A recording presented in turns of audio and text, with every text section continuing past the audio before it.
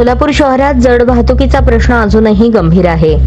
या जड वाहतुकीमुळे अनेकांना आपला जीव गमवावा लागला आहे। दरम्यान बुधवारी बोरामणी नाका येथे एका ट्रकच्या खाली येऊन महिलेचा जागीच मृत्यू झाला। ही घटना दुपारच्या सुमारास घडली।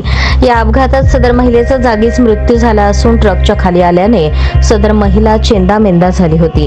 अंबुबाई शंकर बिचल, वय 53 वर्ष, राहणार घोंगडे वस्ती, भवानीपेठ, सोलापूर असे अपघातात मयत पावलेल्या महिलेचे नाव आहे।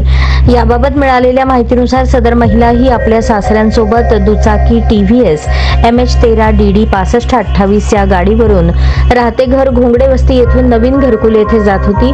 बोरामणी नाका पेट्रोल पंपासमोर येताच ट्रक क्रमांक MH13 AX 3568 या गाडीने धडक दिल्याने गाडीवरील महिला ट्रकच्या खाली आली आणि तिचा जागीच मृत्यू झाला।